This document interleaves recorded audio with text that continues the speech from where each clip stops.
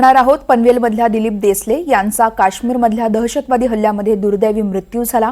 60 वर्षांचे दिलीप देसले पनवेलमधल्या खांदा कॉलनीमध्ये राहत होते।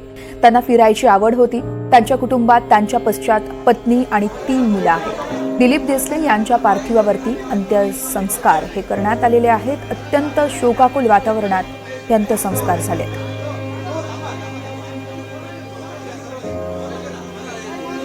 पनवेलमधल्या दिलीप देसले यांचा काश्मीरमधल्या दहशतवादी हल्ल्यामध्ये दुर्दैवी मृत्यू झाला होता। 60 वर्षांचे दिलीप देसले हे पनवेलमधल्या खांदा कॉलनी या ठिकाणचे रहिवासी होते।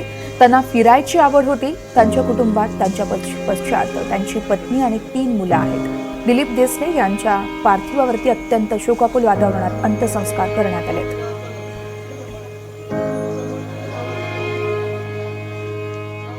तर डोंबिवलीमध्ये हेमंत जोशी, अतुल मोने आणि संजय लेले यांच्या पार्थिवावरती अंत्यसंस्कार होणार आहेत।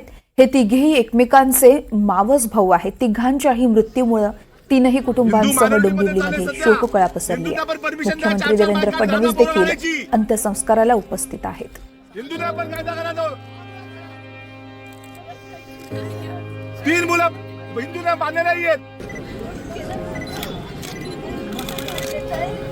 माणूस हिंदू आहे का मुसलमान आहे? देवेंद्र फडणवीस यांच्याकडून यावेळेस मृतांच्या कुटुंबियांसोबत चर्चा करण्यात आली। त्यांच्याकडून त्यांचं सांत्वन करण्यात आलं। यावेळेस पाकिस्तान मुर्दाबादच्या घोषणा देखील आपण ऐकल्या।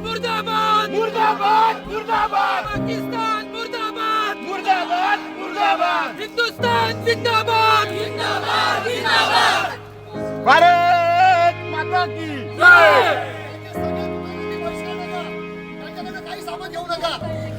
QR कोड या बघून संदर्भात आमचे प्रतिनिधी अमजद खान आहेत आपल्यासोबत। आपल्याला सविस्तर माहिती देत आहेत या संदर्भातली। अमजद, वरच्या काश्मीरमध्ये दहशतवादी हल्ल्यात जे पर्यटक गेले होते 27 पर्यटकांचा मृत्यू झाला। यातील जे 3 पर्यटक होते हे डोंबिवलीचे आहेत आणि संजय लेले, हेमंत जोशी आणि अतुल मोने यांच्या पार्थिवात काश्मीरहून डोंबिवलीत आणण्यात आला आणि आता या डोंबिवलीतील भागशाळा मैदानात त्यांच्या तिघांच्या पार्थिव अंत्यदर्शनासाठी ठेवण्यात आले आहे। या ठिकाणी निश्चितच अमजद, सगळे अपडेट्स तुमच्याकडून जाणून घेत राहणार आहोत।